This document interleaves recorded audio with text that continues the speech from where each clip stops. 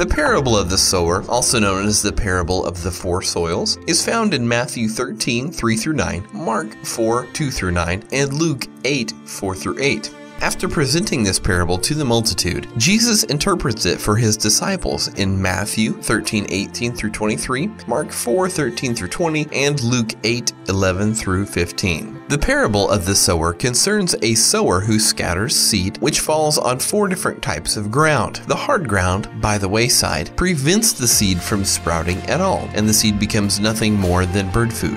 The stony ground, which provides enough soil for the seeds to germinate and begin to grow, but because there is no deepness of earth, the plants do not take root and are soon withered in the sun. The thorny ground allows the seed to grow, but the competing thorns choke out the life of the beneficial plants. The good ground receives the seed and produces much fruit. Jesus' explanation of the parable of the sower highlights four different responses to the gospel. The seed is the word of the kingdom. The hard ground represents someone who is hardened by sin. He hears but does not understand the word, and Satan plucks the message away, keeping the heart dull and preventing the word from making an impression. The stony ground pictures a man who professes delight with the word. However, his heart is not changed, and when trouble arises, his so-called faith quickly disappears. The thorny ground depicts one who seems to receive the word, but whose heart is full of riches, pleasures, and lusts. The things of this world take his time and attention away from the word, and he ends up having no time for it. The good ground portrays the one who hears, understands, and receives the word, and then allows the word to accomplish its result in his life. The man represented by the good ground is the only one of the four who is truly saved, because salvation's proof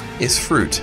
To summarize the point of the parable of the sower, a man's reception of God's word is determined by the condition of his heart. A secondary lesson would be salvation is more than a superficial, albeit joyful, hearing of the gospel. Someone who is truly saved will go on to prove it. May our faith and our lives exemplify the good soil in the parable of the sower.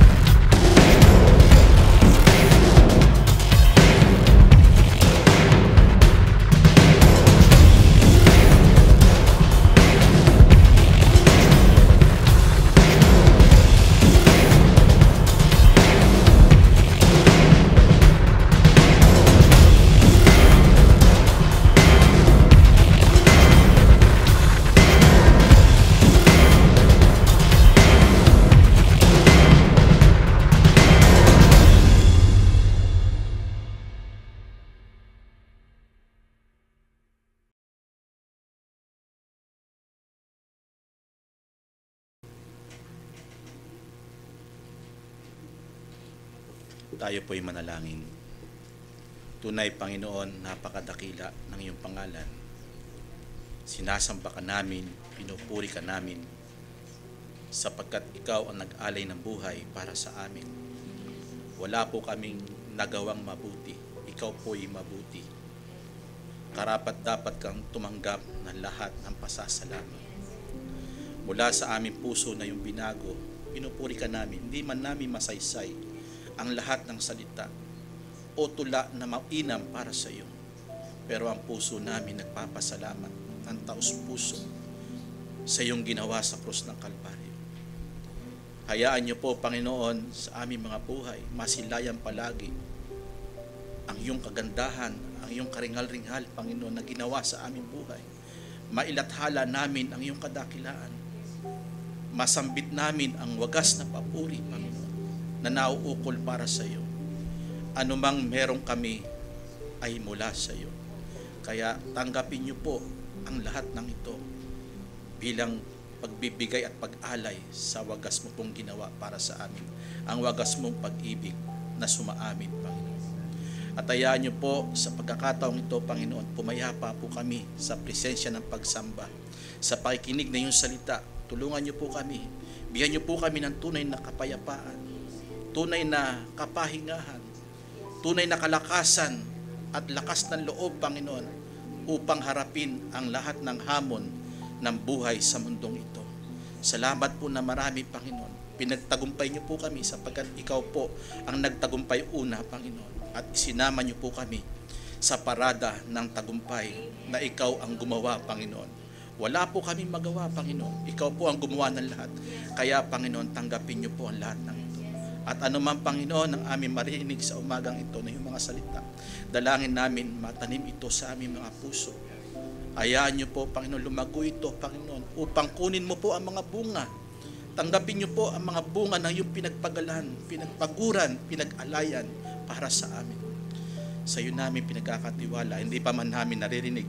Alam po namin, Panginoon, ang pangunawa sa pamagitan ng banal na Espiritu na mag-i-enlighten sa amin, Panginoon, na siyang tutulong sa amin sa umaga pong ito. Pinupuri ka na po namin, niluluwalhati, dinadakila. Ito po ang aming hiling panalangin sa ngalan ni Jesus lamang na aming Panginoon, manunubos, tagapagligtas, tagapangalaga. Ito po ang aming hiling sa iyo. Amen and amen. Praise the Lord. Makaupo na po tayo.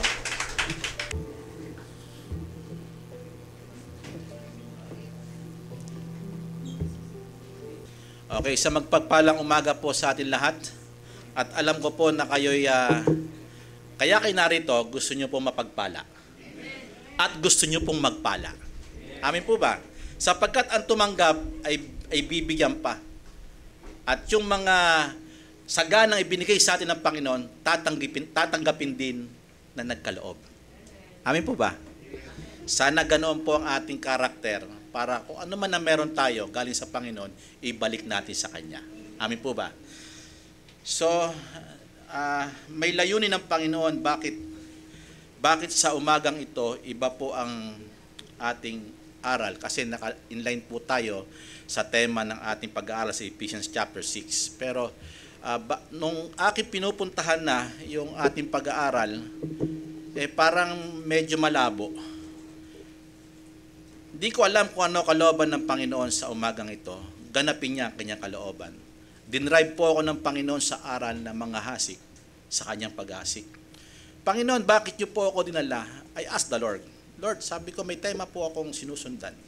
Meron po kaming tema itong taon na ito para mag-aral patungkol sa mga kawal. Iglesia ng Diyos na buhay, pero kawal. So siguro, napakinggan na po natin ito, marami ng katuruan at marami na nagturo patungkol sa mga hasik na naghasik. Pero bakit ito'y open heaven sa pagkakataong to? Kaya kayo, sasabihan ko na po kayo sa pagkakataong ito, pinauunahan ko na po kayo. Okay lang po ba humaba-haba ako ng konti? Ayoko matapon ang mga aral na ito sa umaga. Ayokong ipagpa-isang linggo pa kasi ito'y mahalagang aral para sa atin.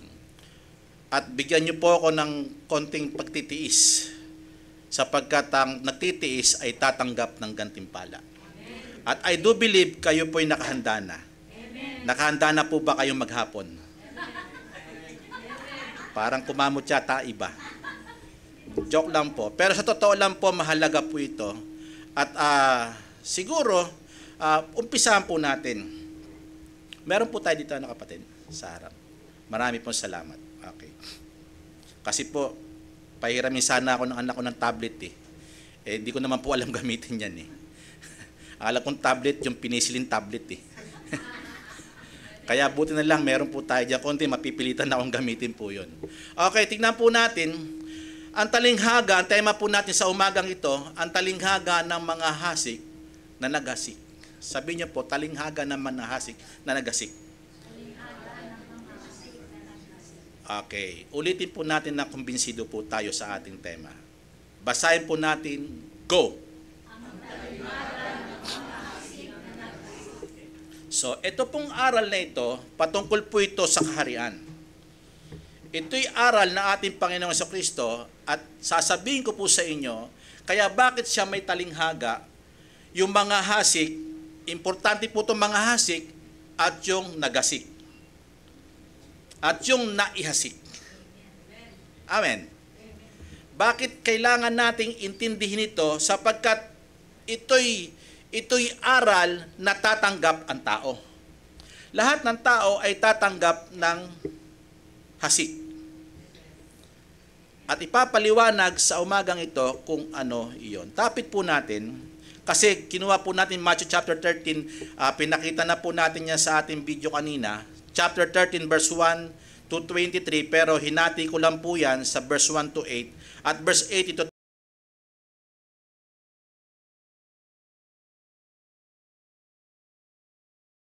agad. Kaya sa 18 to 23, naandun na po ipinaliwanag ng Panginoon kung ano ang meaning ng talinghaga. So ang ating pong topic, bagamat may tema po tayo, ang ating pong topic kasi ito, very po sa atin ito, sa ating buhay, kung nangyari nga. Kapatid, lagay po natin, ang masamang lupa at ang mabuting lupa na nahasikan. Meron po ba dyan, kapatid? Okay.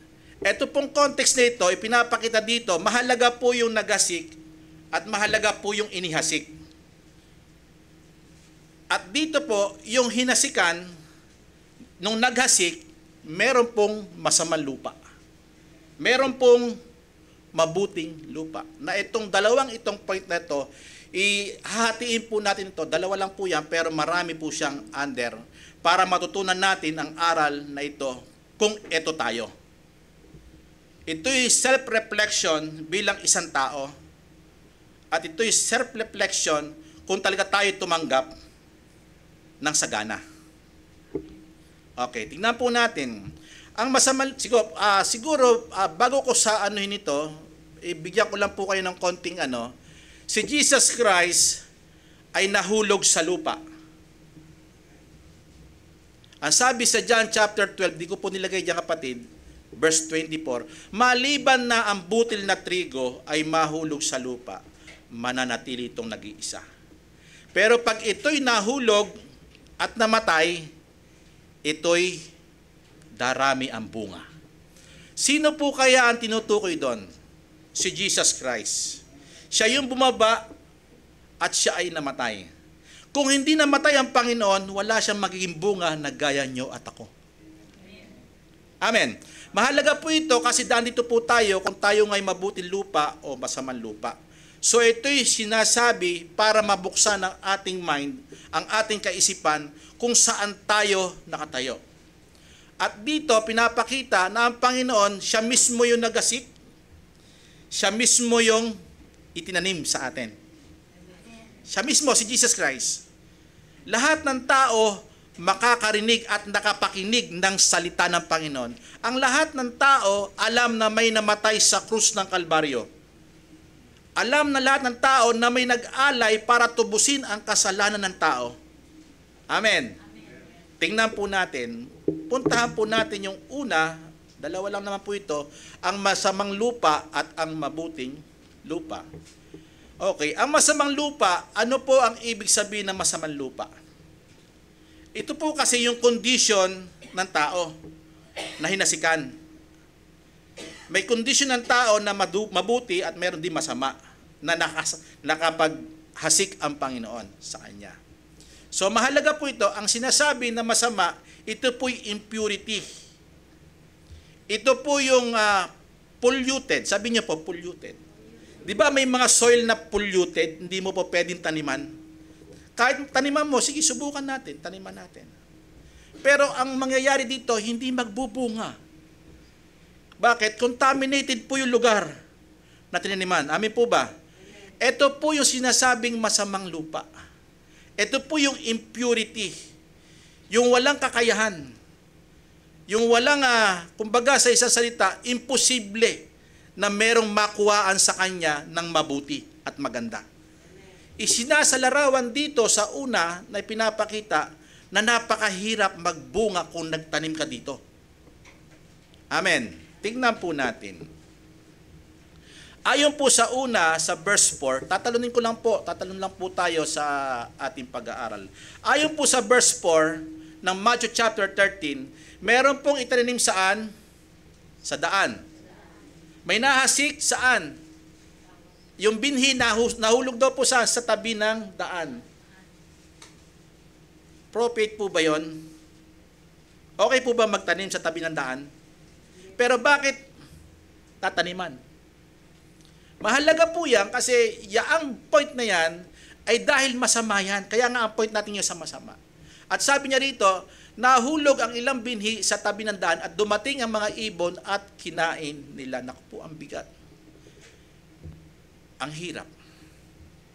Ipapaliwanag ko po mamaya. Idadaanan lang po natin kasi gusto kong pumunta sa main objective ng ating pag-uusap doon sa pangalawang point po natin. Kaya ang sabi po dito, may nilagay po akong verses po dyan. I-note nyo po yan, kinuha yung ibon, yung mga binhi, dahil siya ay tabi ng daan. At ito'y kondisyon ng tao na nataniman. Sabi po sa 2 Corinthians chapter 4 verse 3 and 4, mahirap ang katayuan ng ganito. Okay? 2 Corinthians, okay, chapter 4 verse 3 to 4. At kung ang aming ebanghelyo ay natatalokbungan pa, ay may talokbong sa mga napapahamak. Ang salita ng Panginoon ay perfect. Ang ebanghelyo ni Jesus Christ ay perfect. Ang ginawa ni Jesus Christ ay perfect. Pero kahit ito'y matanim sa batuhan, wala lang. Kasi ang sabi niya po dyan, sa mga may talukbong kasi ito. Bakit sa tabi ng daan? Marami nang dumadaan sa kanyang aral. Hello? Marami na siyang nasasagap. Pounded po siya ng worldly teaching, philosophy. Kaya ang hirap na mabago ang kanyang isip. Kasi sila papunta sa pagkapahamak, napapahamak. Kahit napakagandang ebanghelyo na ginawa ni Jesus Christ, kahit ang Panginoon pa mangaral, si Jesus Christ siya nangaral doon sa Matthew chapter 13. Sinasabi niya po yan. Pero bakit ganoon? Kasi sila'y napapahamak. Bakit kaya? In verse 4, ito po ang sabi. Punta po, bakit gano'n napapahamak sila? Merong gumagawa. At sabi niya rito, na binulag ng Diyos ng sanlibutang ito.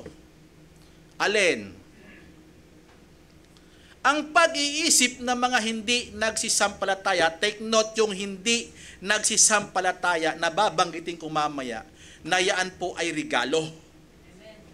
At ang sabi niya rito, ito pong sanlibutang ito, yung Diyos dito, na siya yung nagbibigay ng pagbulag. Kahit may aral kang mabuting tinanggap, pero binubulag ka ng Diyos sa sanlibutang ito, yung mga masasama. Amin po yan. Amin po ba? Yung masamang lupa. At ang sabi niya rito, kasi contaminated eh. Diba? Kahit nataniman niya ng mabuti, hindi talaga yan mag-go-growth. Wala rin yung mangyayari. At ang sabi niya, upang sa kanila'y huwag sumilang ang kaliwanagan ng ebanghelyo ng kalwalhatian ni Kristo na siyang larawan ng Diyos. Kaya parang napaka-imposible. Kaya ako sinasabing parang napaka-imposible. Pero mamaya makikita niyo ang kagandahan ng sinasabi sa pag-aaral na ito.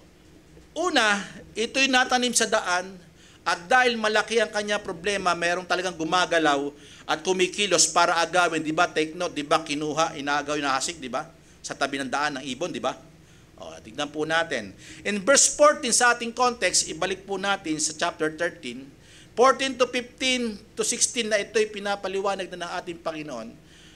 At natutupad sa kanila ang hula ni Isaias na sinabi, sa pakikinig ay iyong maririnig.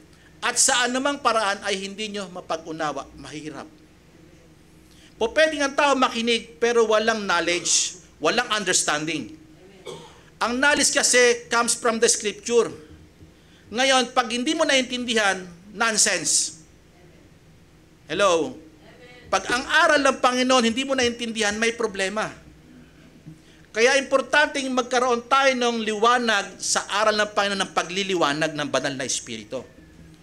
At dito, malaki ang problema nila. Ito po sabi niyan, at sa anumang paraan hindi nyo mapag-unawa, at sa pagtingin ng inyong mga mata, ay sa anumang paraan ay hindi nyo mamalas. Bakit? Si Jesus Christ kasama na nila.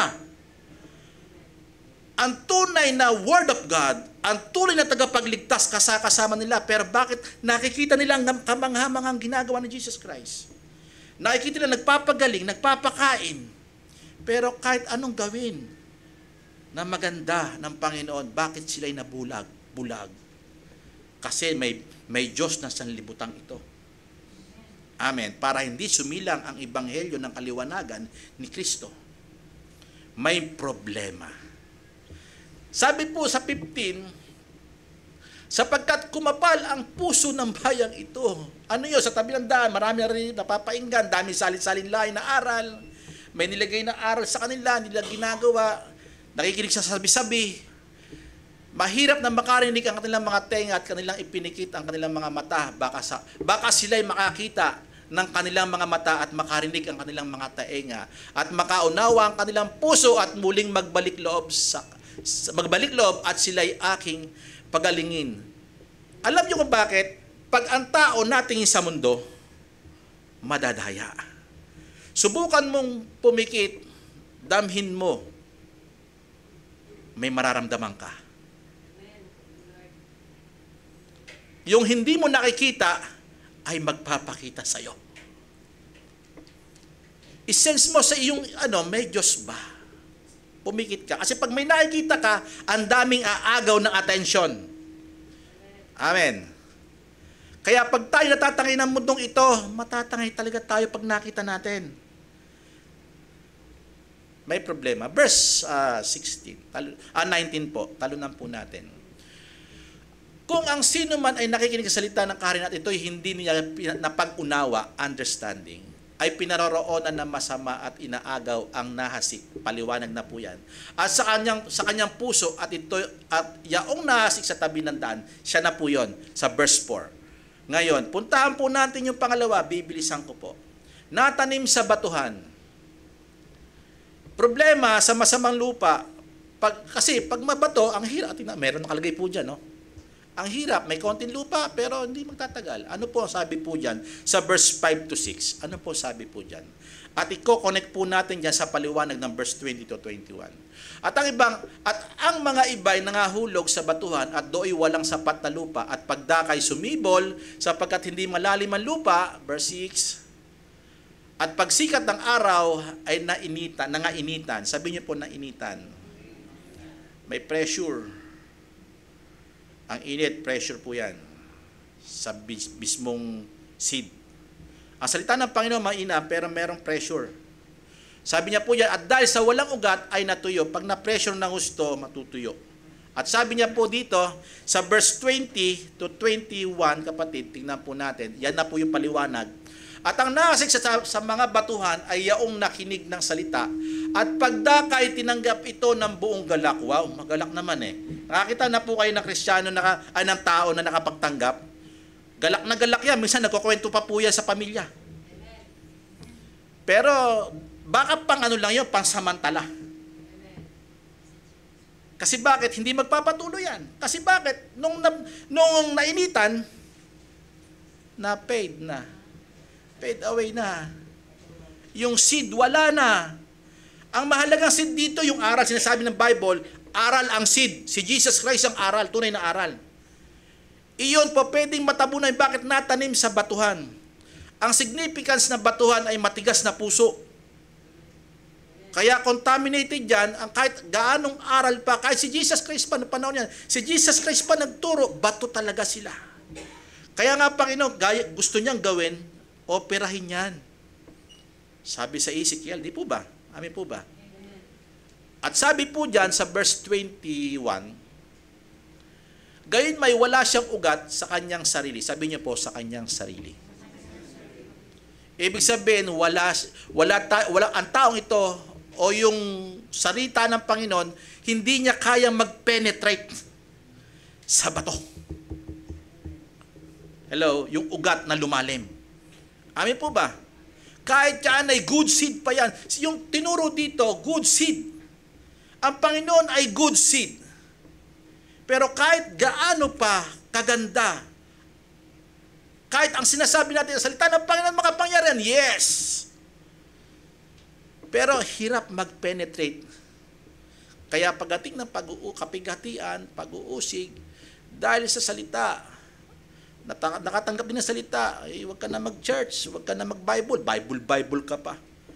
Sabi ng kapwa mo tao, di po ba, may mga ganyan, di ba? Baka lumagpas ka na ng langit. Di ba? Pinipiloso po tayo, di po ba? Pero ang sasabihin natin, ano? Kahit ano sabihin sa akin ng tao, magpapatuloy tayo. Amen po ba?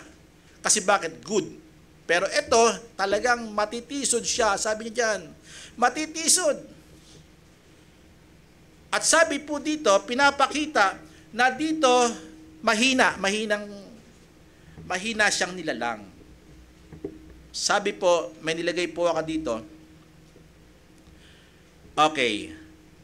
Sa pangatlong kondisyon ng lupa, una, natanim sa tabi ng daan, inagaw. Ilagay nyo po sa back of your mind. At pangalawa po, natanim sa batuhan, ilagay nyo po yan dahil sa pag-uusig, nainitan, di ba? Di ba? Tapos may pag-uusig, yun yung init pag-uusig, pagsubok, yan, dahil walang ugat sa kanya sarili. Ano mangyayari? Ito po ay mawawala. Pangatlo, natanim sa dawagan o tinikan. Mahirap magtanim sa may mga tinik.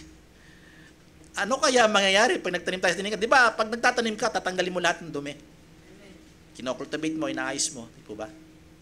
Pero to, bakit natanim? Kasi nga, masama to masamang lupa po ito Yung kondisyon ng mind nila, ng tao ay contaminated, polluted, impurity. So kahit na good seed, ang hirap, mahirap. Ang sabi po dito sa verse 7, tapos 22 ang paliwanag, nakalagay po dyan, at ang mga iba'y nahulog sa mga dawagan at nagsilaki ang mga dawag at ininis ang mga yaon. Ibig sabihin, yung worldly, natanim yung salita doon, kasi worldly yun. Yung place na yun. Hello? Verse 22, paliwanag. Pinaliwanag po natin at mamaya, ibibigay po natin yung salita na mainam. At ang nahasik sa mga dawagan ay yaong dumirinig na salita, duminig naman, parehas naman nakapakinig. Sa mga batuhan nakarinig. Sa natabi ng daan, salita rin ng Panginoon, nakapakinig naman. Gaya din nahasik, nakapakinig din naman sa dawagan o sa tinikan. Sabi niya, duminig na salita, ngunit sa pagsusumakit na ukol sa libutan, natangay siya sa mundo. Sometimes siguro yung worldly ambition, di ba, ay maraming nagpapastor, hindi na nagpastor. Kasi bakit? Natangay na ng mundo sa pangangailangan. Yung ministry, iniiwanan. Kasi bakit? Hindi sila talaga doon. Amin po ba? At ang sabi niya rito, ngunit pagsusumakit sa ukol sa libutan, at ang daya ng kayamanan, take note, daya ng kayamanan, ang kayamanan ay maganda. Pero wag kang, dapat ikaw ang master niyan. Si Lord ang master niyan, at ikaw magpapatakbo niyan. Pero pag pinatakbo ka niyan, magkakaproblema. Amin po ba? Ay siyang uminis sa salita. Biruin mo, may tinanggap na aral ng Panginoon, pero bakit hindi nagpatuloy? Kasi natangay ng mga iba't ibang offer. Baka yan special offer. Kasi bakit? Double time ka, triple ang ibibigay ko sa iyo. Huwag ka na magsimba. Ako sa totoo lang, hindi ko po nagmamalaki sarili ko. Sinabi sa akin, ako sa kumpanya, sabi niya, pagka hindi pumasok ng linggo, tatanggalin kasi ka lang yung hindi ka, tawag dyan, yung hindi ka regular hanggang ka lang, hanggang 5 months ka lang. Sabi ko, po, okay lang po sa akin, may mga trabaho pa po yan, kasi ang linggo po sa akin mahalaga para sa Panginoon po yan. Alam niyo po nangyari, yung mga pinopromote nila, hindi na-promote kasi ang big boss ang nagsabi, ikaw, regular kita. Purihin ang Panginoon. Kahit sa maliit na bagay po, pwede ipagpalit si Lord Diba? Pero kung ikay matabang lupa, hindi mo ipagpapalit si Lord. Never. It's impossible na ipagpapalit mo si Lord. Tingnan po natin bakit itong tatlong ito ay masama kasi nga walang kakayanan. Hindi makakaunawa kahit nakarinig, walang pangunawa. Yun yung condition. Pang dalawang point natin at dito ipapakita, dito po ako magpapakalawig-lawig. Kapatid, ang mabuting lupa. Puntahan po natin yung main nating objective ng pag-aaral. Kasi connected po yan sa mga naunang verse. Nagulat ako, Lord, bakit? Marami akong tanong kay Lord, bakit Lord? Bakit ganito? Gusto kong intindihin. Tuloy-tuloy, ibinigay ng Panginoon. Ang mabuting lupa, una, verse 8 and 23, pinaliwanag po yan. Verse 8 po tayo, kapatid. At ang iba'y nahulog sa mabuting lupa, ang ganda po nito, at nangagbunga. Nakapakinig, nakapagbunga, ang ilay tig-100. I asked the Lord again. Pero mamaya na po. At ang ilay nagtiga-6 na po. At ang ilay tig-30, 100 at 60 at 30. Lord, ano to? Mamaya papaliwanag ng Panginoon sa atin.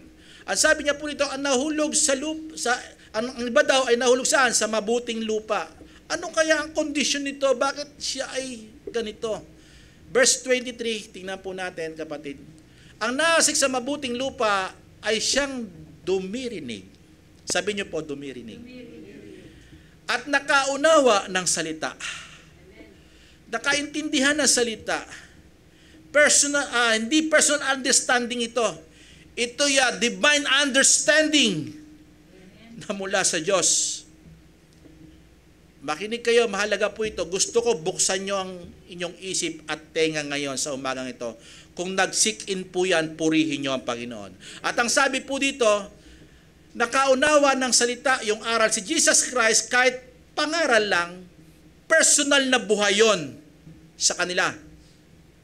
Ang sabi niya, na siyang totoong tunay, ibig sabihin, tunay na nagbunga, ang ilay tig-100 at tig-60 at ang ilay tig-30. Purihin ang Panginoon sa salitang ito. Tingnan po natin, una, ang mabuting lupa na sinabi po dyan, dumirinig o nakaririnig. Nakarinig, pero pumasok sa kaloob-looban ng inner man. Nung tunay na pagkataong naroroon, hindi po ito contaminate, ito'y purity. Ito po'y salitang perfect ground.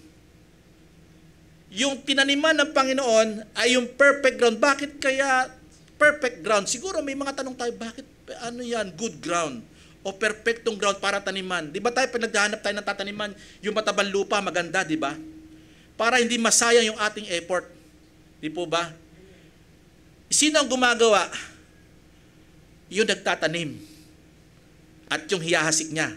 Amin po ba ang gagawa? Amin po ba? Naintindihan nyo sana ito kasi ito'y napakahalaga para ating muni-muniin. In verse 11, 12, and 16, ibalik ko po ulit sa pinaliwanag ni Jesus Christ. Ang sabi niya, ito'y nakaririnig at nakaririnig, dumirinig o nakaririnig. Verse 11, babalikan ko po ulit mamaya yan. At sumagot siya at sinabi sa kanila, sa inyo'y ipinagkaloob ang makaalam ng mga hiwaga. Meron pala ang Diyos na pinipili na pagkalooban para yung aral niya, kahit ito'y hiwaga, parang mahirap intindihin, pero madaling intindihin ito. Pero hirap intindihin ng iba. Pero ito'y ipinagkaloob na makaalam. Meron palang ginagawa ang Panginoon. Sino kausap niya rito? Yung mga alagad. Sila pala'y binigyan. Yung mga disciple ni Jesus Christ, even you and me, even the church of God, may kakayahang umunawa. Amen po ba? Hindi na yung parang ang dami mong sat-sat doon sa, totoo ba namatay ang Panginoon? Parang walang sense. Pero ang may sense, makikita mo yung growth ng kanyang spiritual life.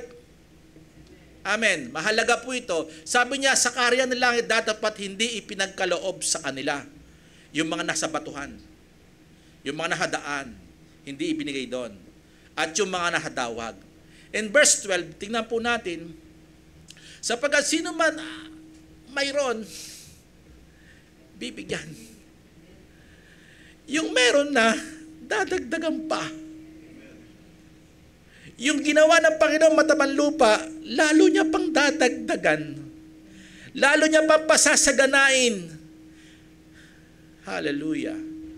Sabi niya, ngunit ang wala, pati ang sa kanya, ay aalisin sa kanya. Tignan mo, wala namang katalagang hindi namang good ground yung una, verse 4 di ba? Kaya aninakaw kinuha ng mga ibon di po ba?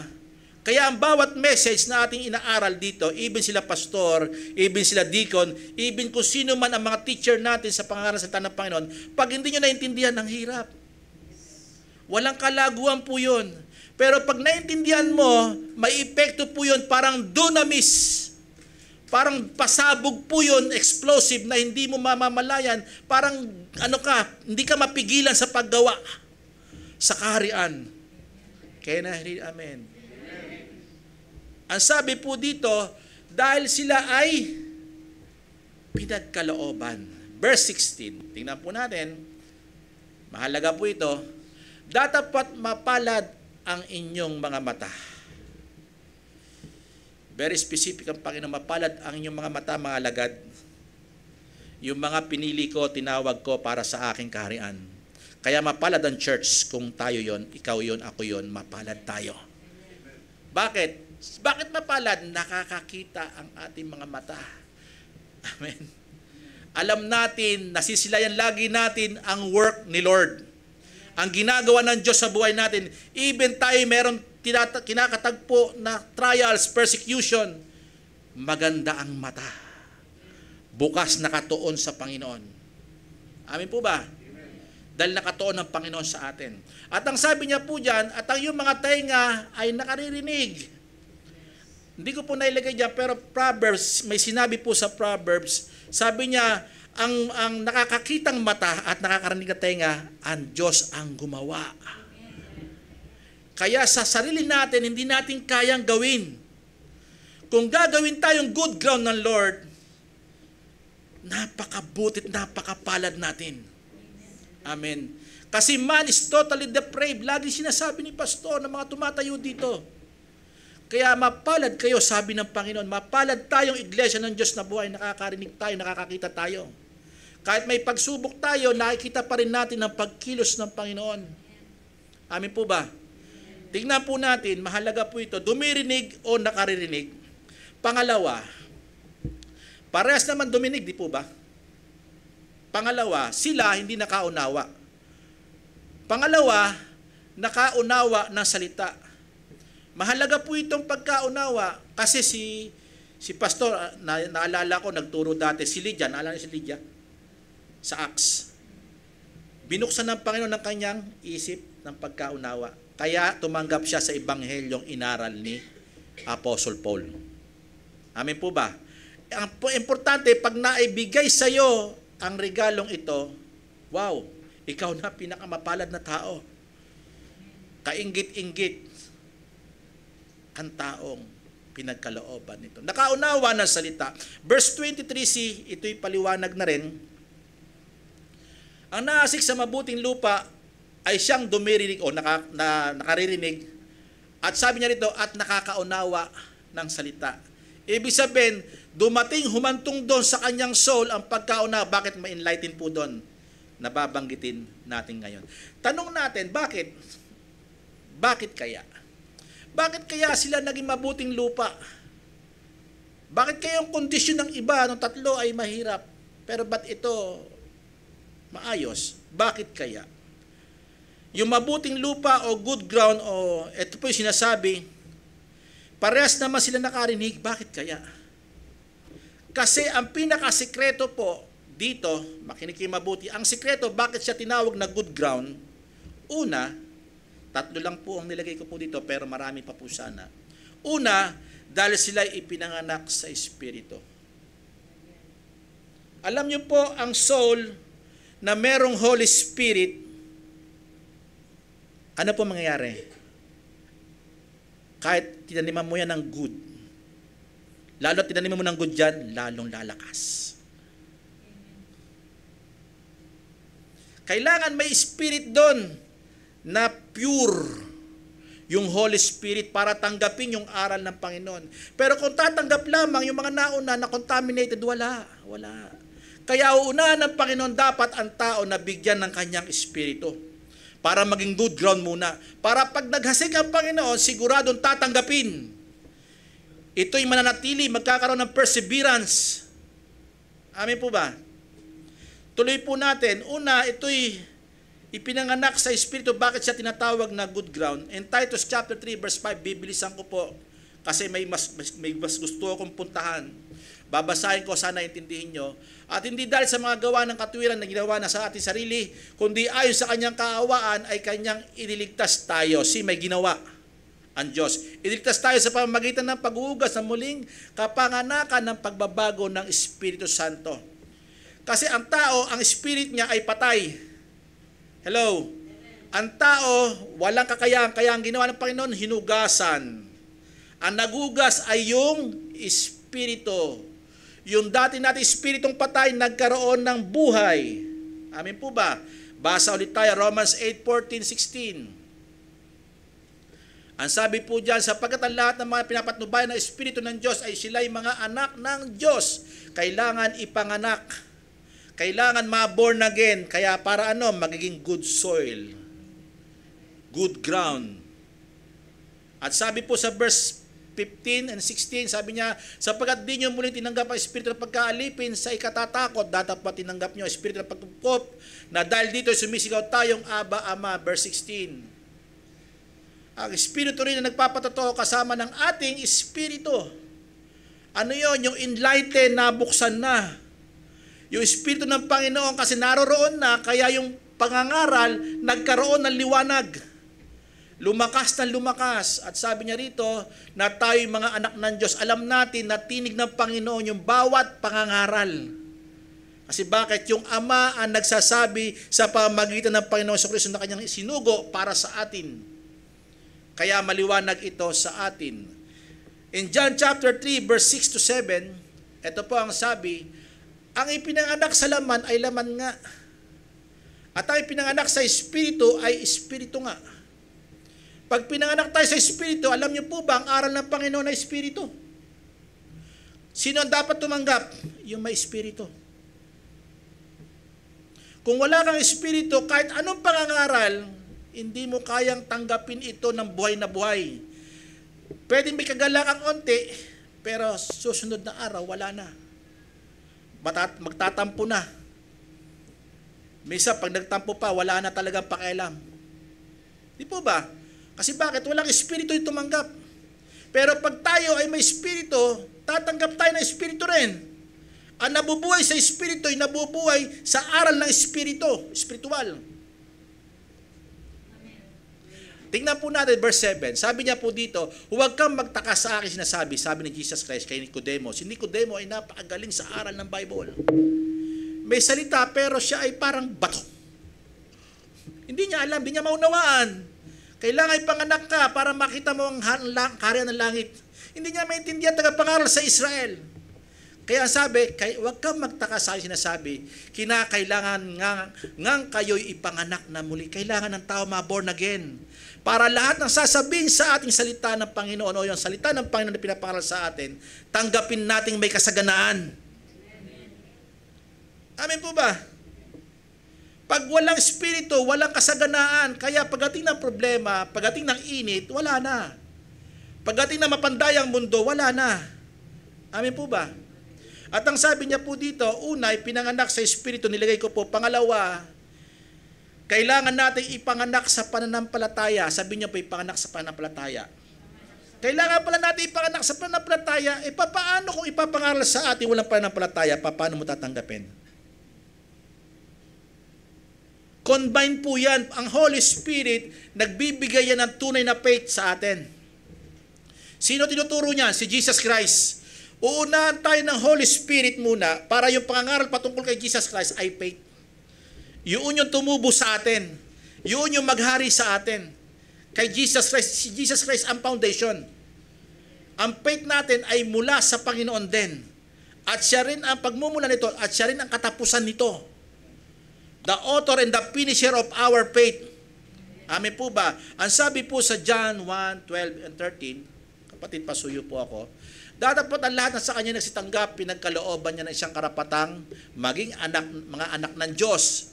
Sa mga tuwid baga, ang mga nagsisampalataya sa kanyang pangalan. Kanino?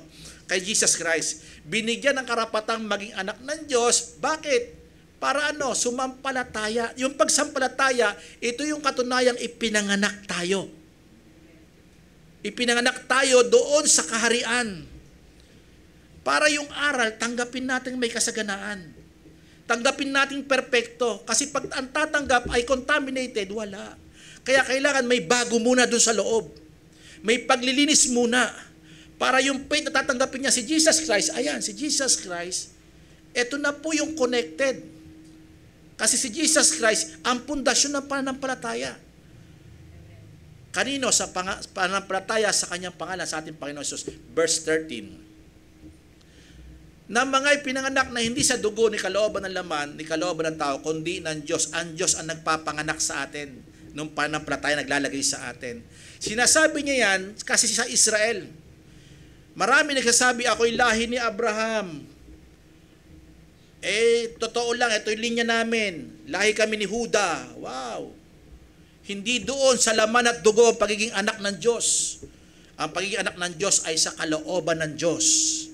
Kung gagawin ka at maglalagay siya ng Espiritu, maglalagay siya ng pananampalataya para magtiwala ka kay Jesus Christ. Yun po ay perfecto, good ground. Amen po ba? Pangatlo, bibilisan ko po. John chapter 4 po pala, kapatid. Okay. John 1 John chapter 5 verse 1. Ang sino mang nanampalataya na si Jesus ay siyang Kristo ay pinanganak ng Diyos. Sumampalataya o nananampalataya o nagtiwala kay Jesus Christ. Siya po ay ipinanganak ng Diyos. Kung ito'y naitanim yung pangangaral tungkol kay Jesus Christ, ito'y kakapit sa Espiritu. Pag kumapit sa banal na Espiritu ito'y hindi mapipigilan at ito'y gagawin mo sa Panginoon. Ano yun? Ang bawat umiibig sa anak, iibigin mo ang Panginoon. Amen. Ang tunay nagtiwala sa Panginoon, umiibig kay Lord. Ang umiibig ay hindi nag-iiwan kay Lord. Lord, bahala ka na Lord sa buhay mo. Hindi ganon. Nagtampo. Di po ba? Ang tunay na mga pinanganak ng Diyos sa pananampalataya ay umiibig sa Diyos at umiibig din kay Jesus Christ diyan. Amin po ba? O sabi po sa John chapter 4 verse 14, sabi ni Jesus Christ sa babaeng Samaritana, datapot ang sino mang uminom ng tubig na sa kanya ay aking ibibigay ay hindi mauuhaw magpakailanman. Alam niyo po ba yung faith hindi nagkukulang pag regalo? Ito'y perpekto. To the end ng ating buhay, hindi ito bibitaw sa Panginoon. Tignan niyo po yung mga apostol, yung mga alagad, even to death, nahaharapin nila, walang pakundangan sila. Sige, sa pangalan ng Panginoon, ipangangaral namin to. Kahit alam nila nakaamba na yung mga kapahamakan sa kanilang buhay. Ipe-persecute, papatayin, lalagariin, ilulubog sa kumukulong mantika, ibibigin ng patiwarik, okay lang. Kasi bakit? Yung great faith na ito na tinanggap nila sa Diyos. Amen po ba? Hindi nila ipagkakanulo ang Diyos. Hindi nila iiwanan ng Diyos ang ating Panginoong Jesucristo. Hindi niya ipagpapalit sa mga bagay-bagay sa mundo. At ang sabi niya po rito, magpakailanman, ngunit ang tubig na sa kanya aking ibibigay maging isang balon. Pag sinabing balon, ang hirap ubusin. Yung balon na ginawa ni Jacob ng panahon ngayon, sabi niya, yan, hindi nga natutuyo yan. Pero ibibigay ko sa iyo, lalong hindi matutuyo. Kasi bakit? Ito po ang sabi niya, nabubukal sa kabuhayang walang hanggan saan? Sa puso na nagtiwala sa Panginoon. Kasi bakit? Niregaluhan ng Panginoon ng pananampalataya. Amin po ba? Pag walang regalo ng pananampalataya o banal na espiritu at pananampalataya, hindi kaya. Pangatlo, ipinanganak sa salita ng Diyos. Kaya pala, nung hinasikan yung matabang lupa dahil siya a good ground, dahil may spirit at may faith na ron, nang dumating ang salita ng Panginoon, isinisilang din ang salita. Ipinapanganak din ang salita ng Panginoon. Pag ang faith narito at ang salita ng Panginoon ay dumating, kakapit po yan, ang hirap pugutin po yan. At yung Spirit ang umaalala, yung Holy Spirit. Amen po ba?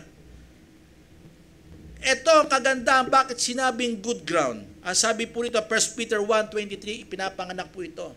Yamang ipinanganak kayong muli, hindi sa binhing nasisira, kundi sa walang kasiraan, sa pamamagitan ng salita ng Diyos na nabubuhay mamamalagi. Sabi niyo po, namamalagi. Ibig sabihin, yung salita ng Panginoon, lilipas ang lahat. Pero ang salita ng Panginoon, hindi magkakabula at lilipas. Yun yung tinanggap natin, kahit unting salita lang, nangaral, tungkol kay Jesus Christ, simple lang ang pangangaral. Pag tinanggap niya na sa loob na merong espiritu at pananampalataya, hindi po yan mawawala, ay mamamalagi na. Mananahan na po yan. Mamamahay na po yan. Hanggang sa lumaki na lumaki ang bahay ng pananampalataya dahil sa mga aral na tanggap ng tanggap yung pananampalataya, yung Holy Spirit na tumatanggap. Amen po ba? Kasi good ground. Ang sabi po sa John chapter 6:63, sabi niya po diyan, ang Espiritu nga ang bumubuhay. Kita nyo, yung salita ng Panginoon, siya yung bumubuhay doon. Marami pang impurity sa atin, pero nababago unti-unti. Amen. Amen po ba? Amen. May mga bagay pa tayong may konting dilim, pero ito yung unti-unti mawawala. Kasi bakit? Nauna na yung Espiritu doon. At ito na ang katunayan na may pananampalataya, si Jesus Christ ang nagsasalita dito. Sabi niya sa mga alagad, sabi niya, sa laman ay walang anumang pinakikinabang. Kasi bakit? Ang Espiritu ay Espiritu. Sabi niya kay Nicodemo, di po ba? Ay pinanganak sa laman, ang Espiritu ay si Espiritu. Ito po ang pagsilang ng Spirit ng salita ng Panginoon, kailangan tumanggap yung Espiritu. Ang sabi niya, ang mga salitang sinasalita ko sa inyo ay pawang. Pakibasa po. Espiritu at pawang buhay. Alam niyo po ibig sabihin yan. Alam niyo po. Ang sinasabi niya po dyan, yung Holy Spirit at yung faith, nakapundasyon kay Jesus Christ yung faith. Si Jesus Christ po nagsasalita dyan. Yung aral niya na tinatanggap ng tao o ng mga alagad o tayo sa panahon ngayon, ito'y buhay. Ito'y namamalaga at ito'y bumubuhay sa atin. Ito lang ang bumubuhay sa atin. Kasi Kristiyano tayo. Yung hindi Kristiyano, kahit anong pangaral dyan, sabi na, tigas ng ulo. Kasi hindi pa naboborn again eh. Hindi na-generate eh. Pag na-generate yan kasama ang Espiritu, ang pananampalataya at ang salita, kailangan mabuhay. Kaya kasunod yun, eto, basahin natin. Katotohanan sa verse 4, sa verse 4, ang ginagawa po doon ay tinaniman, inagaw. Sino umagaw? Mga ibon. Sa paliwanag, sino yon? Inagaw ng kaaway, si Satanas. Yung Diyos ng sanlibutang ito, inaagaw para wag sumilang ang pananampalataya. Connected po yan. Alam niyo kung bakit? Sabi ko, Lord, bakit ganon? Ba't nauna to? Connected po yan. Alam niyo po ba, kahit na agawin ni Satan, basahin natin yung ating katotohanan. Ito'y absolute truth. Kahit piliting agawin ng kaaway ang nahasik, ay hindi mawawala ito. Bakit? Natatag na ito. Amen. Wow.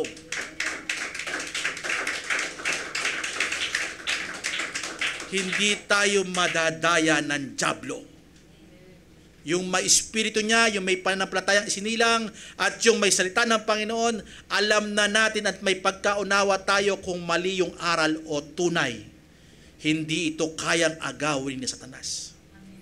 Yung seed sa verse 4 nakuha sa batuhan. Kasi bakit? Hindi born again eh. Pero pag born again ka, kahit anong gawin ni Satan na kunin yung aral, hindi niya makukuha. Bakit? Nakatatag yun sa espiritu at pananampalataya kay Jesus Christ. At yung salita niya, kapit na kapit. Nakapag-uugat. Lumalalim. Para kang natanim sa batisan, sabi ng Psalms. Hindi ka matutuyo, namumunga ka sa kapanahunan. Wow! God is great. Napakapalad natin bilang isang tinahanan ng banal na Espiritu bilang good ground. Amin po ba? Mabuting lupa. At sabi niya po dito, nilagay ko po yung katotohanan, kahit ito'y pilitin, agawin, hindi po ito mawawala. Kasi bakit? May katatagan doon. Ang nagsama-sama yung Diyos. Amen. Nakita niyo po ba? Naintindihan niyo po ba doon kung sino yung naroon? Yung Holy Spirit, nandun. Yung si Jesus Christ nandun. Yung salita naroon. In the beginning was the Word, and the Word was God, and the Word was God. Naroon. Paano maaagaw? No chance. Walang pagkakataon. Ni konting kahit gaanong harassment ang gawin ni Satan, hindi maaagaw. Wow. Napakabuti ng Panginoon sa atin. Kung ginawa niya tayong ganoon. Pangatlo, una, dumirinig. Pangalawa, nakakaunawa. Pangatlo, unang katotohanan nyo, pero may makatotohanan pa tayo. Pangatlong point, bakit sila mabuting lupa? Dumirinig, na nakaririnig, nakaunawa ng salita, dahil meron tatlong ginawa doon, pinanganak sa Espiritu, ipinanganak sa pananampalataya, ipinanganak sa salita ng Panginoon, at kailanman hindi ito kayang agawin, dahil ito'y nakatatag na. Hindi mabubunot, nakadecree. Amen. Na-ordain na ng Panginoon yan. Ang sabi po sa pangatlo, bakit? Meron silang tunay na bunga. Ang good ground, nagbubunga. Pag itinanim yung salita ng Panginoon sa atin, dahil may Holy Spirit, may bunga. Sabi niyo po may bunga. Ibig sabihin, hindi imposibleng magkabunga. Kasi bakit? Ang gumagawa, hindi na ikaw. Ang gumagawa ay nasa loob. Holy Spirit, tsaka yung faith, tsaka yung Word of God. Pag natanim yun, nag-combine po yun, ano mangyayari sa buhay natin? Hindi lamang tayo lalago, kundi tayo perpekto magbubunga. At hindi basta-bastang bunga na binanggit kanina. Sabi niyo po, hindi basta-basta. Ang nasa kingdom ng Panginoon ay nagbubunga. Amen. Ang iglesia ng Diyos na buhay ay nagbubunga kasi buhay. Amin po ba? Tingnan po natin in verse 23d. Ang connected po niyan sa verse 5 to 6. Verse 23d. Okay, nakaunaw na salita at sabi niya po rito na siyang totoong nagbubunga. Sabi niyo po, tunay na nagbubunga. Hindi pakitang tao po yan. Kasi hindi niya kailangan pilitin na magpakita ng kagandahan. Kusang lumalabas ang bunga. Amen? Kusa na, hindi na ito pinipilit niya, hindi na siya pakitang tao. Kailangan pupunta ako, nandiyan si pastor, magsisimba ako. Hindi pakitang tao. Hindi sa pagpunang tao, kundi sa relasyon sa Panginoon. Amin po ba? Kaya umulan bumagyo, alam ko, ang puso mo'y nakahanda sa Panginoon. Amen? Gusto mong mapakinggan siya, bakit nagugutom ka? Kailangan ng Spirit yung Word of God. Kailangan yung natatag na Panginoong Hesus doon, lumakas na lumakas sa loob. Amin po ba? At ang sabi niya ang namunga po yan, pero ang sinasabi ko lang po dito, yung may katotohanan nagbubunga ito. Anong connection po niya sa verse 5 and 6? Naalala nyo, nung dumating ang init, di ba, verse 5 and 6, sa natanim sa may batuhan, di ba? Uminit di ba? Na-pressure. Alam nyo po yung nabanggit ko to dati, alam nyo yung pressure cooker? Pag nainitan, lalong umiinit. Pag sumobra init, ang nangyayari?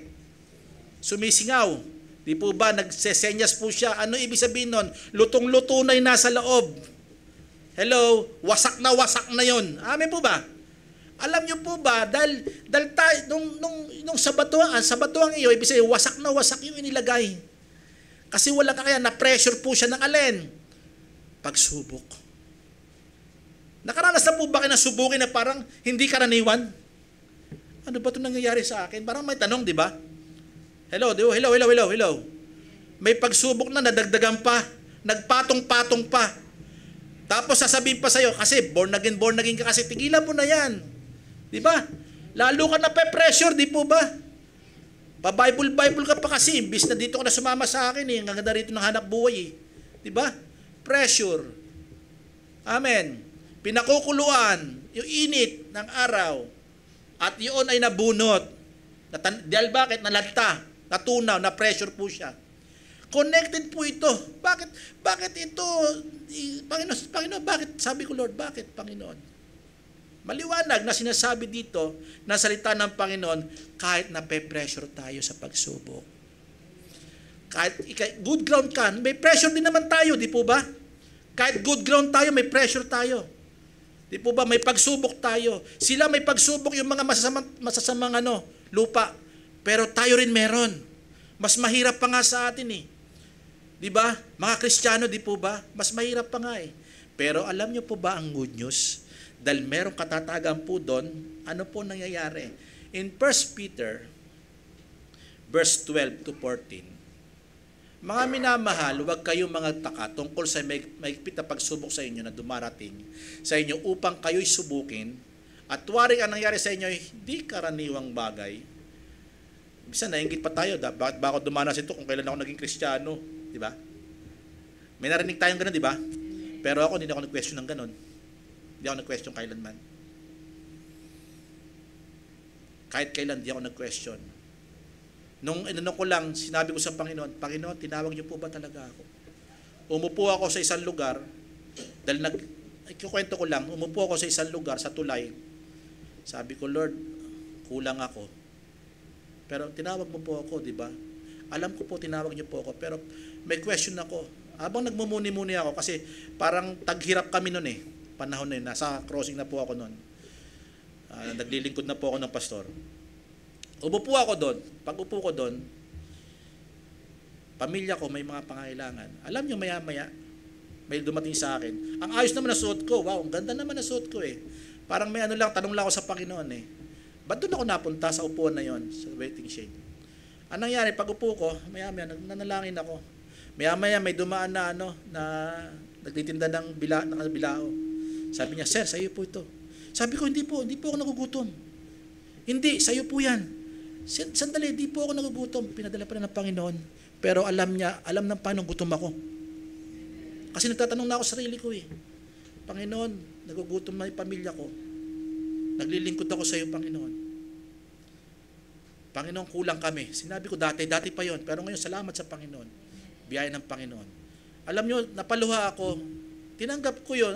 Gutom naman talaga ako. Pero sabi ko, hindi po ako gutom. Nagko-question lang ako kay Lord, ba't may dumating na ganyan? Ang pala, sagot ng Panginoon yon, hindi kita pababayaan.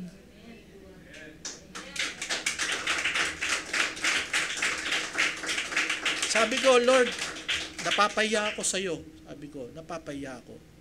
Parang sinasabi, yan ba ang hinahanap mo sa akin? Naiiyak ako. Ang panahong yun. Maya-maya, may dumating na naman. Prutas naman. May dessert pa. Sabi ko, Lord, parang sinakloban ng parang may konting sa akin na parang nawala. Naiyak ako, nag-worship ako kay Lord. Sabi ko, Lord, pasensya na po kayo. Siguro parang bumabagsak yung aking faith nun. Kasi minsan, naglilingkod na kami, pamilya ko. Totoo lang po, dala-dalawa kong anak, karga-karga ko. Naglalakad po kami yan, pauwi. Crossing. Hindi ko sinasabi sa mga kapatiran. Alam namin, wala kaming pagkain pag-uwi. Pero mamaya-maya, may pagkain na darating. God is great. God is good. Basta't magtiwala ka sa Panginoon, hindi ka pababayaan. Kasi bakit? Naroon na Spirit, naroon si Jesus Christ, yung faith, at naroon yung Word of God na magtitibay sa atin. Kasi sa sandali lang, pwede ko naman, wag na lang ako maglingkod, Lord. Ang hirap pala. Sinubok ako sa gantong bagay. Pero ang sabi niya dyan, dumating upang subukin na waring hindi karaniwan. Parang sinasabi, naglilingkod na nga tayo, ba't ganun pa? Diba? Pero sabi sa verse 13, sabi niya po dyan, kundi kayo'y magalak. Sikreto, magalak sapagkat kayo may karamay sa kahirapan ni Kristo upang sa pagkayag ng kanyang kaluwalhatian naman ay kayo'y mga galak, kayo na malabis na galak. Sa ngayon, may problema, magalak pa rin tayo. Pero dahil hindi maitutumbas yung kagalakan o yung mga bagay dito sa mundo sa pagdating ng lubos ng Panginoon. Amen? Yung lubos na kagalakan doon pa eh. Pero dito pala na-exercise mo na yung kagalakan kahit dumaranas ka. Amen po ba? Verse 14. Sabi niya, kung kayo'y mapintasan dahil sa persecution, mapintasan dahil sa pangalan ni Kristo. Ano sabi? Napakapalad natin. Yung sinasabi ng kumpare mo, pa-Kristo-Kristo ka pa dyan, pa-Bible-Bible ka pa dyan. Pine-persecute, di po ba? Walang saysay yan. Sila parang nakikita mo, napaprosper sila. Pero ikaw parang, kasi tigil-tigilan mo na yan. Mag-overtime ka na. Huwag ka na mag-Bible study. Di ba mga ganon? Di ba? Sabi niya dyan, sabi niya, mapalad kayo sapagkat ang Espiritu ng kaluwalhatian at ang Espiritu ng Diyos ay nagpapahingalay sa inyo. Kaya pala may pagsubok, naroon naman yung Espiritu eh. May katatagan naman dun eh. Di ba? Kaya kahit ikaw ay pressure, kahit ikaw ay sabihan ng mga tao, hindi ka maiinis, kundi ikaw ay magpupuri sa Diyos. Amen po ba?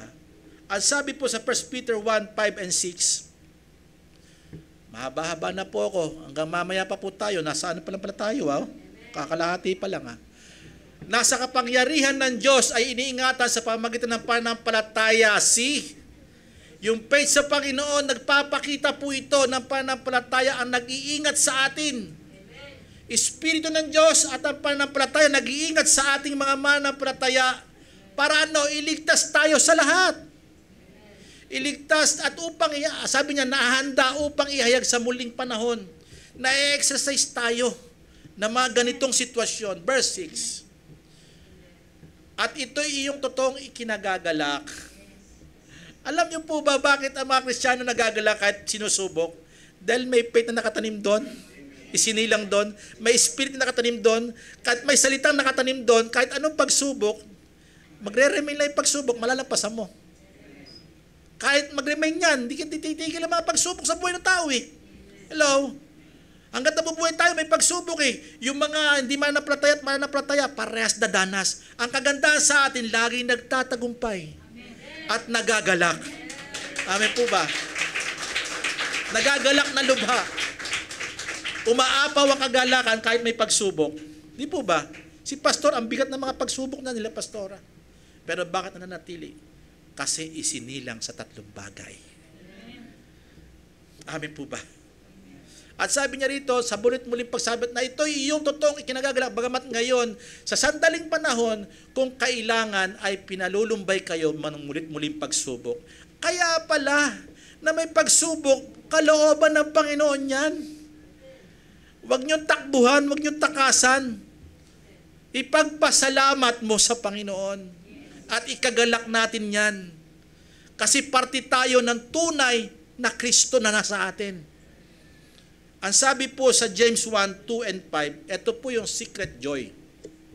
Ito yung sikretong kagalakan na hindi maintindihan sa atin ng mga ibang tao. Kahit na kumakalkalbisan yung kaldero nyo, tumutunog na, parang masaya pa rin kayo. Ang ibang tao, kahit maliit na pagkain, parang di masiyahan. Hello? Pero tayo mga Kristiyano, kahit kakaunti, grabe ang pagpapasalamat mo sa Panginoon. Masayang-masaya kang kahit kinakayod mo na yung kaldero. Kahit yung tutong na lang naiwan, Brother EJ. Di po ba, galak na, wow, purihin ang Panginoon. Di ba? May nadudukot pa. Amen. Verse 6, sabi niya po rito, sabay po, James 1 po kapatid, James 1. Ito yung secret joy. Mga kapatid ko, ariin yung buong kagalakan kung kayo'y mahulog sa sari-saring tuksos. Tukso na po ito. Kasi matatag na tayo, di ba? Hindi tayo titigilan ng dyablo para agawin yung salita. Iuhulog tayo doon sa sari-saring tukso ng dyablo. Hello, dadaan talaga tayo lahat. Ipe-pressure talaga tayo doon sa mga bagay dito sa mundo.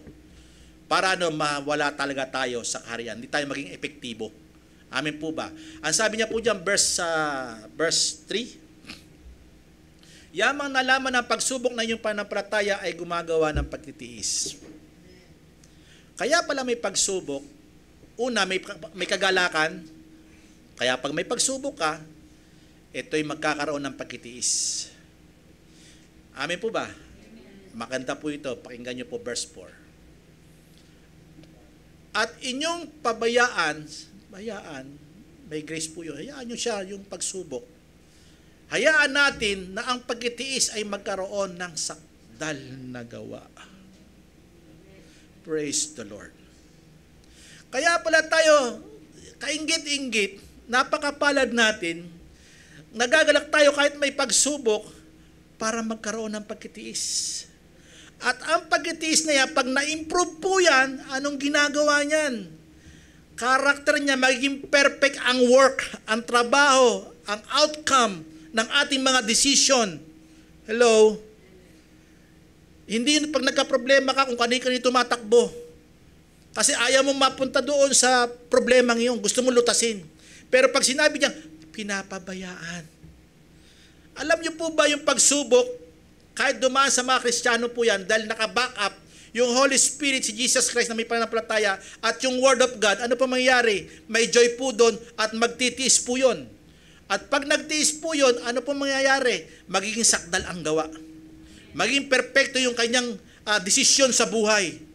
Hello? Hindi siya hihingi ng payo doon sa mundo, hihingi siya ng payo sa salita ng Panginoon. Babalik at babalik siya. At sabi niya, upang kayo maging sakdal at ganap at walang anumang ano pa kailangan? Dapat sabi na natin sa panahon ngayon sige pa Lord, pagsubok pa. Kasi bakit? Dito pala ako maging sakdal at ganap. Sino gustong pagsubok? Lord, wala na po Wala nang gusto ng pagsubok. Po ba? Kasi yan po yung katunayan pag sinusubok po tayo. Pine-pressure po tayo. Kasi good ground tayo, kaya lagi may pressure. Pero nangyayari, naging sakdal at ganap tayo yung mga gawa natin. Walang kulang. Perpekto ang gawa ng mga Kristiyano, good ground. Amin po ba? Verse 5.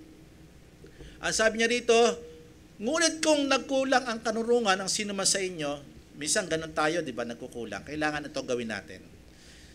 Ay humingi sa Diyos at nagbibigay ng sagana sa lahat na hindi nanunumbat at ito'y ibinibigay sa Kanya.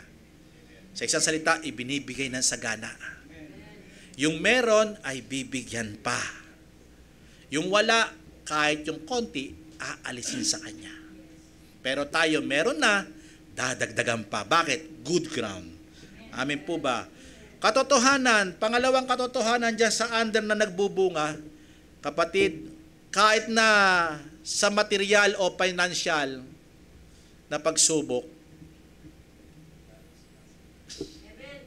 lalong sumasaganang magpala sa sarili, sa iba. Nakita nyo, may mga kapatid po tayo dito, kahit kailangan niya ng pang-tuition ng anak niya, itutulong pa.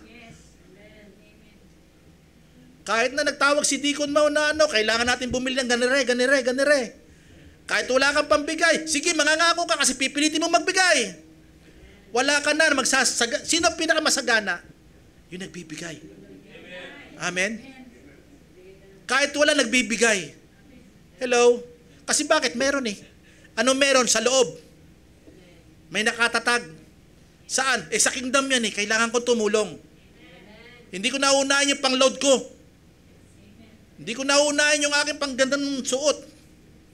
Kahit na yung suot ko hindi kagandahan.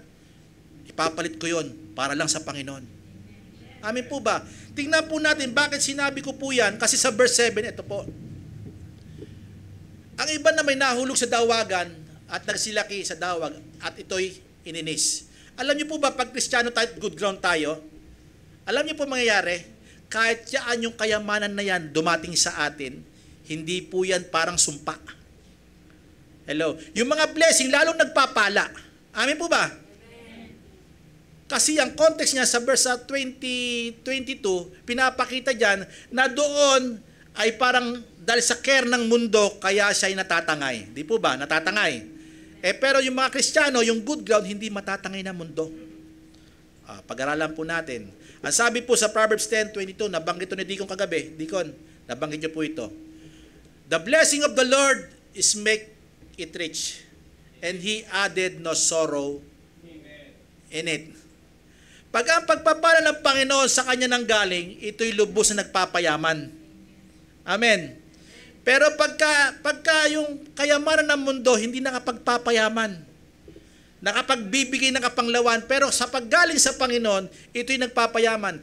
Makinig kayo mabuti. Ngayon, pag ang good ground tumanggap ng pagpapala, ito'y lalong nagpapayaman. Akala mo mahirap, pero napakayaman ang puso. Hindi mo kayang sukatin kung anong meron ng taong yon. Amin po ba? Sa kawalan-kawalan niya, itutulong niya pa. May isang kwento, yung isang kapatiran, may sakit yung anak niya, dinala sa hospital. Nabalitaan niya isang kapatid, meron palang sakit. Nadala rin sa hospital, nagpadala ng pera.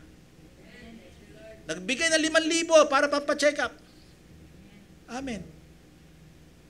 Hindi may iksalarawan ng puso ng taong yon.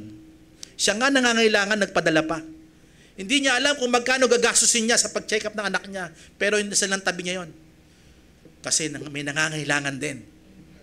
Amen po ba? Ang pagpapala ng Panginoon, hindi walang halong kapanglawan, kundi ito'y nagpapayaman. Amen? And He added no sorrow in it. Hindi tayo matatangay ng mundo. Kailangan mag-ipon na mag-ipon. Saan mo iimbak niyan? Diba? Pag pinasagana ka ng Panginoon, kasi may ibig sabihin po niyan, itutulong mo yan. Bakit ka pinasasagana? Amen. Hindi mo para sarilihin yan. Itinuturo ng pagbibigay dito yung mga kapatid natin. Ang sabi po dito, sa 2 Corinthians 9 verse 6 to 7, okay, dadapat sinasabi ko, naghasik sa bahagya ay mag-aani ng bahagya, na naghasik sa sagana ay mag-aani ng namang sagana, verse 7. Mamigay ang bawat isa ayon sa pasya ng kanyang puso. Hindi mo may salarawan ng puso ng tao pag may born again Na born again, hindi mo may salarawan yan kung gaano kayaman yan. At ang sabi niyan, huwag mabigat sa loob. Kaya nga hindi mabigat ang loob niyan. Dahil sa kailangan, sapagkat iniibig ng Diyos ang nagbibigay ng masaya. Umaapaw sa puso ang pagbibigay. Amin po ba? Kakainin mo na, ibibigay mo pa. Alam niyo po yung mga nanay ganon.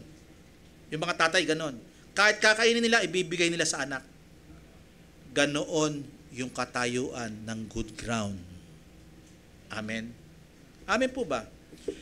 Pang-apat at huli, hindi, 1 Timothy 6, paano po ito sa mga, paalala po ito sa mayayaman. Ang mga yayaman sa sanlibutan ito ay pagbili na muna, huwag mataas sa pag-iisip at huwag umasa sa mga kayamanang di manatili, kundi sa Diyos na siya nagbibigay ng ating sagana sa lahat ng mga bagay upang ating ikagalak. Importante po yung kagalakan. Hindi ka magagalak sa sobrang dami. Hello? Magagalak ka pag gumagawa ka ng mabuti sa kapwa.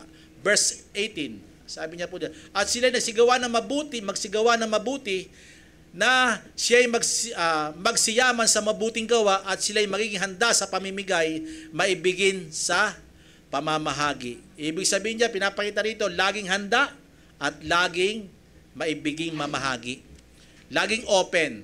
Verse 19, na nagtipon ng kanilang sarili ng isang mabuting kinasasaligan para sa panahong darating upang sila'y makapanangan sa buhay na tunay na buhay. Kasi bakit? Sasabihin ng Panginoon, anong ginawa mo sa pera mo? Kristiyano ka na nga Anong ginawa sa pera mo? Marami nangangailangan, di mo tinulungan.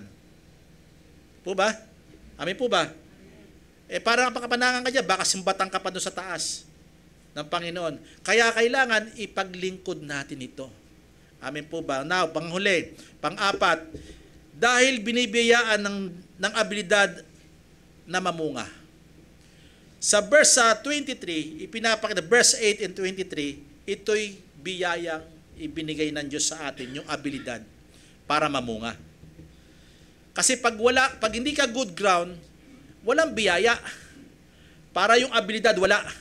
Pero dahil good ground ka, ibig sabihin, ito'y dadaloy. Makinig kayo, mahalaga po ito. Verse 8, o 23 na po tayo siguro, 23E to G. Okay, sabi niya po dyan, ang mga nahasik sa mabuting lupa ay siya'y dumirinig, nakaunawa, nasalita, at katotohanan nagbunga. Bakit nagbubunga? Kasi merong abilidad. Sabi niyo po, abilidad. Ability na ginawa ang Panginoon sa atin. In Matthew chapter 13, 11, 12 to 16, ipinagkaloob sa inyo makaunawa ng mga hiwaga. Naalala nyo kanina, di ba? At nakakarinig kayo, ibinigay ko sa inyo yan, sabi ng Panginoon. At kayo nakakakita ng lubos. Huwag na po nating ituloy, kapatid. Binabanggit ko na po, okay lang po. At ang sabi po rito, 1 Corinthians chapter 2, verse 12, at tapusin ko na po ito. Okay. Ngunit ating tinanggap hindi ang espiritu ng sanlibutan, kundi ang espiritu mula sa Diyos upang ating mapagkilala ang mga bagay na sa atin ay binigay na walang bayad ng Diyos, abilidad, regalo. Amen po ba? Yung ikay nagkakaloob na sumasagana, ikaw ay binigyan ng abilidad o regalo ito ng Diyos sa atin. Ngayon, tanong, bakit namunga sa context natin ng 100? Bakit namunga ng 60? Bakit namunga ng 30? Magugulat po kayo. Bakit ito? Tinatanong ko lagi si Lord, bakit dito mo ko nilagay sa pag-aaral na ito? Hanggang kauli-uli tinatanong ko, Lord, gusto ko maintindihan.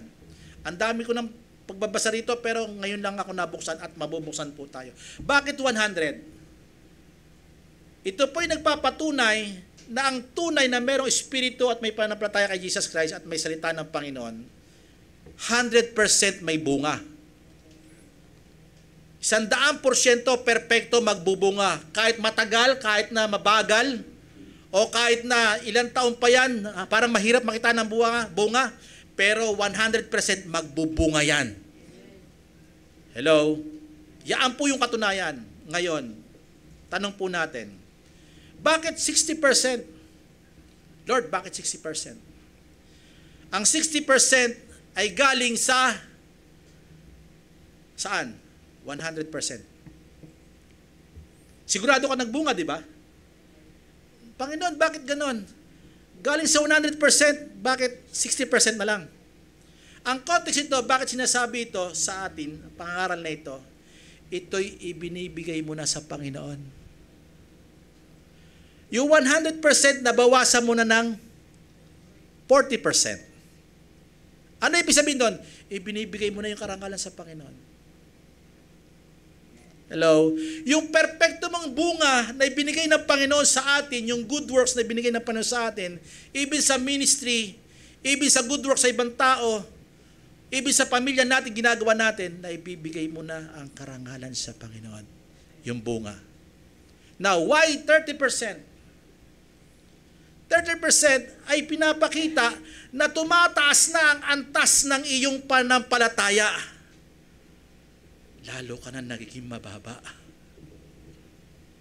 Inaalay mo na sa Panginoon. Ilan na lang tira? 30% na lang, di ba? 70% na kay Lord.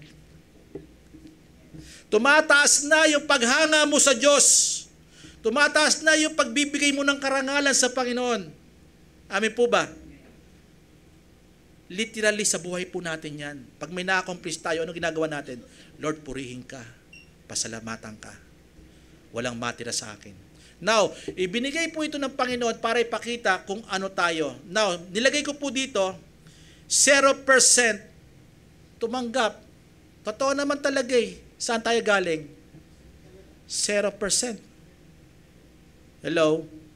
Amen. Walang mabuting bagay sa atin. Amen. Pero bakit pumunta ka sa 100%? Kasi si Lord ang 100% na tinanggap mo. Kaya na may babalik, isasagad mo na sa Kanya ang lahat ng karangalan. Wala nang maiwan sa atin. Now, bakit bunga, Lord? Bakit bunga? Bakit itong bunga? Nakita niyo po ang isang puno, makinig kayo mabuti, yung puno ng manggandala siguro. Pag nakakita kayo ng bunga na konti ang bunga, hindi masyadong kagandahan. Pag 100%, ano talaga yung mga sanga niya, nagbunga po talaga siya, ano po itsura niya? Ano po itsura niya? Ang ganda daw eh. Kakit-akit daw. Hindi po. Ang nakita kong vision po doon, pinakita ng Panginoon, yumuyuko. Pag dumadami bunga, ibinibigay ang karangalan sa Panginoon. Sige po, palakpakan niyo sa Panginoon. Kasi bakit? Good soil ka. Ang bunga na hitik sa bunga, yung puno na hitik sa bunga, payuko ng payuko, hanggang sa mapunta ng 100% puno siya, yung bunga niya nasa lupa na. Lumuluhod sa Panginoon kasi galing siya sa lupa. Amen po ba? Kaya itong message to, bakit mo Panginoon tinuro sa amin to? Dapat tayo, anuman ma-achieve natin sa buhay Kristiyano, ibigay ang kaluwalhatian sa Panginoon. Babasahin ko po sa inyo yung humble, kasi tayo, di po ba? Maraming bunga tayo, lalo tayo yumuyuko. In Titus chapter 3, dalawang verse, chapter na lang po tayo, ay dalawang ano lang po tayo. Chapter 3, verse 3 to 8. Dati, eto tayo. Dati, tayo ay nasa tabi ng daan. Walang halaga. Dati, tayo ay bato. Dati, tayo ay makamundo. Sinong hindi? Lahat tayo, wala tayong nakalalaman sa salita ng Panginoon, di ba? Natatangay lagi ng kaaway, di ba? Dati, pinangaralan din ako, pero ang tagal na response ng Panginoon, ngayon lang. Marami na rin akong aral, para din palang dumaan ako doon sa tabi ng daan. Tinuka ng dyablo, inagaw ng dyablo. At yung sumunod, parang bato puso ko, di man lamang ako mapaano ng Panginoon, mapaluhod ng Panginoon. Tapos, mayroon kang pera, parang mayabang ka. Di po ba? Wala ka man lamang bigay lugod sa Panginoon, di ba? Dadanda ka lang simbahan, di ba? Di ba? Amen po ba? Dati ganun tayo, pero ito, sabi ng Bible. Sapagkat tayo rin naman noong unang panahon ay mangmang at suwail at nadaya at mga nadaya sa nagsisipaglingkod sa sari-saring masamang pita, kalayawan at pamumuhay na walang masamang akala at kapanighalian, mga napopoot at tayo nagkakapuotan. Marami nangyayari sa atin. Tayo ay contaminated. Tayo ay masamang lupa. Verse 4. Ngunit nang mahayag ang kagandahang loob ng Diyos. Hallelujah. Kahit tayo ay nahadabi ng dahan, batuhan, tayo makamundo. Nung nahayag ang kagandahang loob ng Diyos na ating tagapagligtas at ang kanyang pag-ibig sa tao na pumasok sa atin ngayon, na born again tayo ngayon. Anong impact? Tagbunga, di po ba? Verse 5, hallelujah, praise the Lord. Na hindi dahil sa gawa ng katuwiran na ginawa natin sarili, kundi ayon sa kanyang kaawa na kanyang iniligtas tayo sa pamamagitan ng paghuhugas na muli kapanganakan ng pagbabago ng Espiritu Santo. Verse 6, na kanya ay binuhos na sagana sa atin sa pamamagitan ni Jesucristo na ating tagapagligtas. Binuhos, sabi niyo po, binuhos. Nilahat na ang kasaganaan ng biyaya sa atin. Verse 7, dahil kay Jesus Christ, upang sa pagkaaring ganap sa atin sa pamamagitan ng kanyang biyaya, ay maging tagapagmana tayo ayon sa pag-asa sa buhay na walang hanggan. Praise the Lord, nagbubunga ng marami. Verse 8, napakaganda. Tapat ang pasabi na tungkol sa mga bagay na ito. Dati bato ka, dati ikaw dawag ka. Pero wala imposible sa Diyos. Amen. Hallelujah. Sabi niya, dati ganyan ka, ganyan tayo. Wala tayong kilala. Masama buhay natin. Contaminated tayo. Nahayag ang kagandahan loob dahil kay Kristo na naghari sa atin. At ang sabi na ito'y ninasa akong patotohanan mong pagkakatiwala upang ang mga nagsasampalataya sa Diyos ay maging maingat na panatilihin ang mabuting gawa. Sabi niyo po, panatilihin. Inaumpisa natin, panatilihin natin, sasagana pa tayo. Amen po ba? At sabi niya diyan, ang mabuting gawa, ang mga bagay na ito ay pawang mabuti at mapapakinabangan ng mga tao. Matthew chapter 19 verse 26. Dito po magkatapos. At pagtingin ni Jesus at sinabi sa kanila, sa tao, sinabi, hindi mangyayari ito sa mga tao, datapwat sa Diyos. Ang lahat ng mga bagay ay mangyayari. Anong context ito? Ang context ito ay yung may mayamang lalaki. Di po ba? Nagtanong sa Panginoon. Sabi niya, Panginoon, ano ba gagawin? Di ko, okay lang po ba dito po kayo? Habang sinasabi ko po ito, okay lang po. Kanta po tayo ng kahit maiksing ano lang.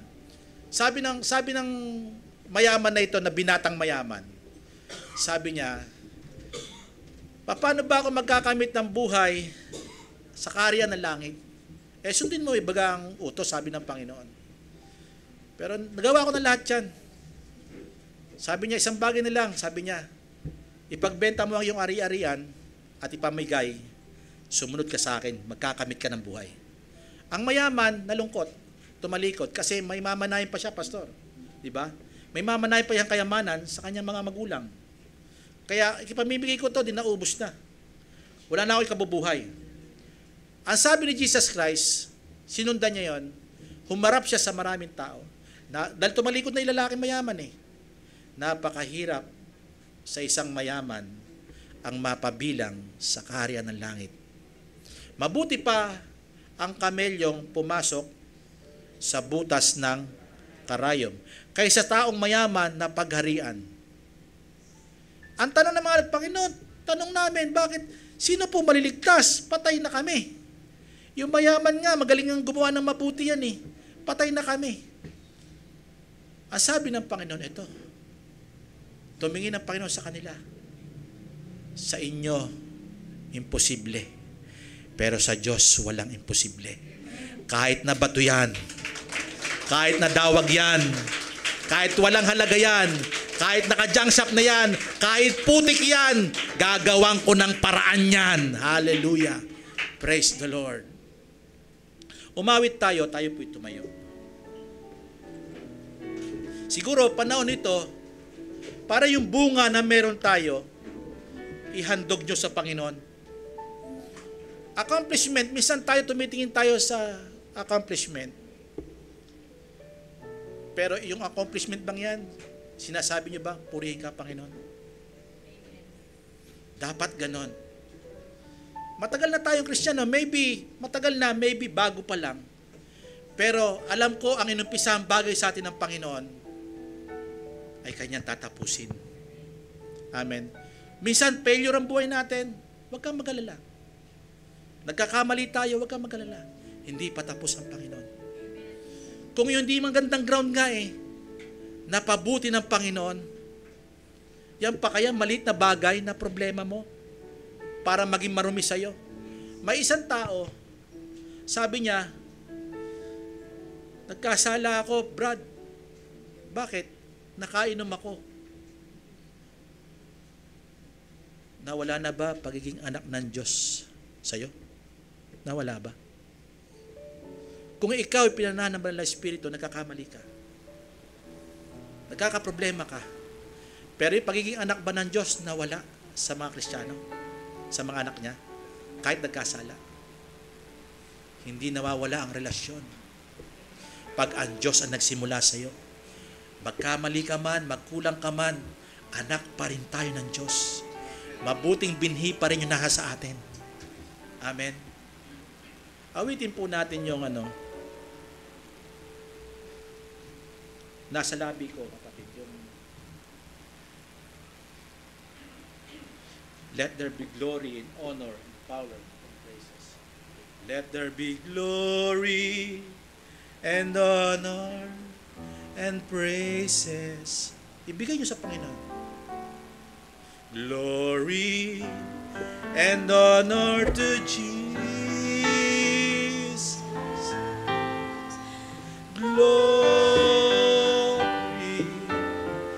and honor. Glory and honor to Him. Isa pa po. Let there be glory and honor and praises. Glory and honor to Jesus. Glory and honor. Glory and honor to Him.